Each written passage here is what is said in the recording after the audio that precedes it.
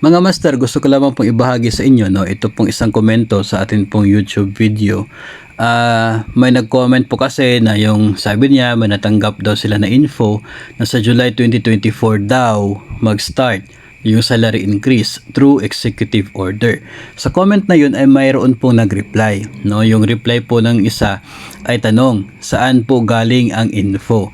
So ito po yung kanya naging sagot na sa isa daw kilalang teacher vlogger din sa kanilang rehiyon na updated din sa mga kalakaran ng DepEd. Sa isa pa pong dagdag na impormasyon na replies dito ay sinabi po niya na meron po yung connection doon po sa DepEd Central Office. So nung napansin ko ito ay nag-reply ako, no. So yung reply ko dito is pwede po na ganyan mangyayari. Nasa inyo na if mag-expect talaga kayo dyan. Posible naman talaga yan. Pero as of now ay talagang wala pa. Kasi yung realidad po as of now, as early as January 3 ay wala pa po talagang legal basis for any salary increase. Pero posible na magkakaroon ng executive order in the next few months or in the future within this year. Then yung executive order na yon, depende po kung ano yung magiging laman ng order na yan as to the effectivity, no? So kung sasabihin ng order na by July mag-start o kaya ay by June, so doon pa po magsisimula yung bagong sahod. Pero sa ngayon kasi wala pa yung executive order, so hindi pa talaga natin masasabi na sure at final na final talaga yan. Kaya nga yung sabi natin dito ay posible na ganun yung mangyayari, pero as of now wala pa talaga. So depende po sa inyo if ever makakarating sa inyo yung information na katulad nito, kung kayo po ay maniniwala dyan. So yung kanyang naging reply po ay hina po yata nyo sa information, wala kayatang connection sa DepEd Central Office. Ito ang kaguro namin meron. So wala po tayong problema dyan. If yung source po ninyo mayroon po connection sa DepEd Central Office at yung taga DepEd Central Office mismo yung nagsabi sa kanya na by July yung start ng salary increase, wala po tayong problema dyan. Pwede po, no? Kasi na mayroon silang kakilala talaga doon. At pwede po na napag-usapan nila yan. Pwede po na yun po talaga yung nabanggit na impormasyon. Kasi yung sa atin po is sa ngayon, no? As of now.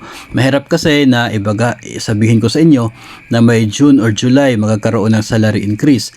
Pero wala akong maipakita sa inyo na naging basihan. Hindi ko po pwedeng sabihin sa inyo na sabi kasi ni so and so na ganito talaga yung mangyayari, magkakaroon ng pagtaas by this month, no? Kasi pwede pong pag nangyari yon ay pinapaasa ko po kayo, no? Yung gusto ko pong mangyayari talaga is kung ano po yung sa current na sitwasyon. Sa ngayon puro bills yung nakikita natin, and yung mga bills na nakapending pa sa House of Representatives at sa Senado.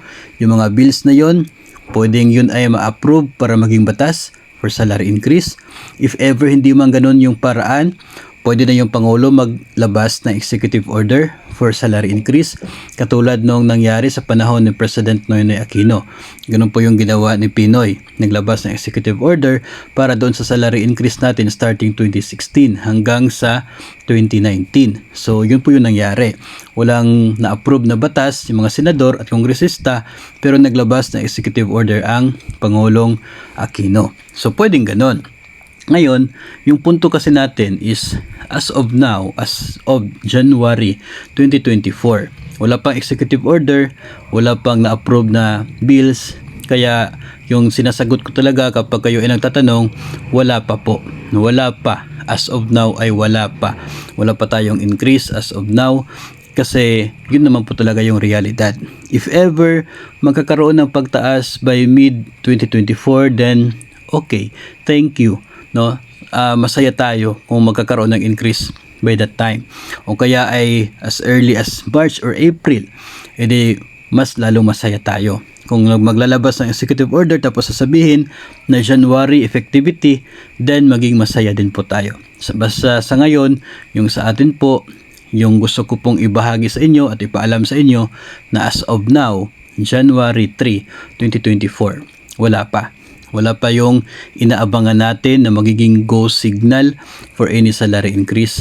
Wala pa yung executive order. Wala pa yung Republic Act. no? So yun po yung sa ngayon.